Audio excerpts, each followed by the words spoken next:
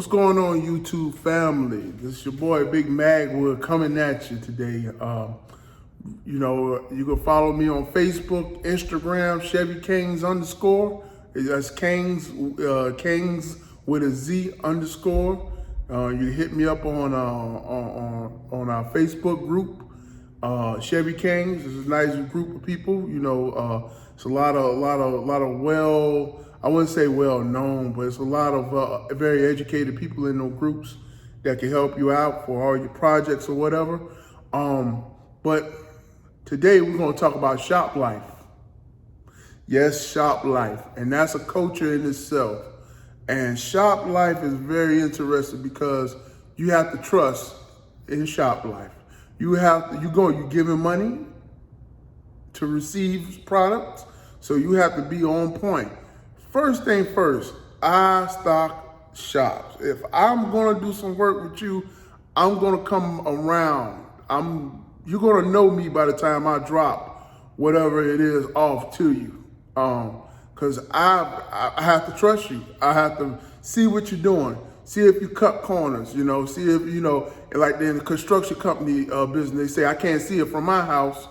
You don't need an individual like that. You want somebody that's gonna care about your stuff like you care, but unless you're in for it just for a quick thing, they got plenty of shops for that. But we're talking about quality, not quantity. We're talking about a shop that the signs that show that shop is on point. Watch a project finish from the beginning to the end and see how they go through it. And it's not just pop your head and, hey, how you guys doing? Just come to check on you, talk about something, pay attention, look around. Is the shop clean? Is the shop managed well? Do they have a high turnover of workers? Every time you come in a 2-week period, it's always somebody different. Because whoever gonna start on your car, you want them to be there through the continuing of it. But life happens, things happen, and people move all the time. But a good shop is most definitely a stable shop. So you got to know what you're getting yourself into. And that's just the superficial part. Paint shops are kind of like, they're a little different, when you live in the shop life in a paint shop, because you're not going to be there when he shoot. You're not, because painters are kind of mysterious, and they like little mystical, magical creatures to me, because they got so much on their mind when they go in that booth, so they need that quiet time to really produce something nice. So normally they'll paint like in the dew time and early in the mornings, when everything's quiet and all the dust is not up. So, but looking at that quality of that paint job, is he wet sanding it and re-clearing it, or is he do he have the ability to do the things that you want to give you that product that you want? Because some guys will, and they'll tell you they'll do it, but they'll pass you something along just because you don't know any better, and that's all revolving around price. Price of a paint job, I'm at that point now. I don't want to give a disclosed number, but if it's a little too low, you're gonna get scuffed, paint and buff, and that's what it is. You can't come into some of these situations looking for something for nothing, because the joke is all gonna be on you. So you gotta understand, do your research on these paint jobs. Understand what it takes for something quality to come out. How long does it take? An average paint job for me in my book, if it ain't coming back in 3 months, 2 months, tops, I don't want it. I really don't, if we're gonna do something in 2 weeks, I'm a little hesitant of that, because you got other things, chemicals gotta dry, things gotta settle in. So if you're gonna shoot that on top of something wet or not quite, you're gonna have a problem and you're gonna be mad. So I want my stuff done properly. So, you got to pay attention to them little things. Motor men, most definitely, if you don't have a balancing sheet, if you get your motor built, and we're moving on, motor built, and you don't have a balancing sheet, you don't have you know, anything indicate that the motor has been done, because I've seen people say they rebuilt the motor, but they just mainly just took it apart and put bearings back in it. And that's not a rebuild to me. A rebuild does it have hatch marks in the cylinder wall where the pistons go at? Those little small things, like is the heads clean and been polished up, and all the stuff you see where the assembly lube is on it and all that. You got to pay attention. Is the place that you're getting your motor built that clean? Transmission the same. A dirty transmission shop, that's a no-go. That's like out the question. If your shop, if I can't, where you about to assemble my transmission, I can't eat off it, I'm good. I'm good. A good high dollar transmission is got to be clean. Because when you put that stuff back together, it's got to be surgical. Not surgical, but you understand what I'm saying. You're spending your money and you want all that stuff back together. You want no grime or no craziness in there.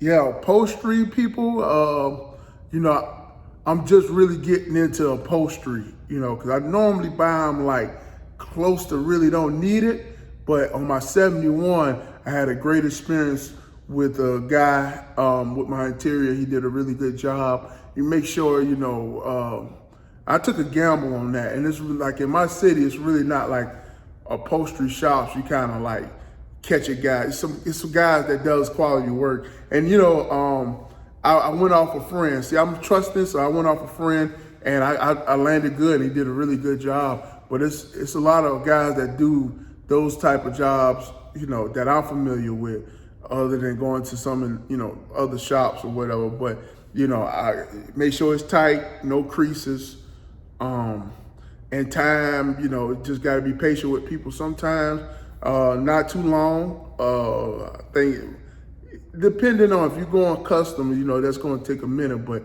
you know, where I predominantly drive my vehicles, they're pretty stock and factory, so it should not, we're not recreating the wheel here, so it shouldn't take that long.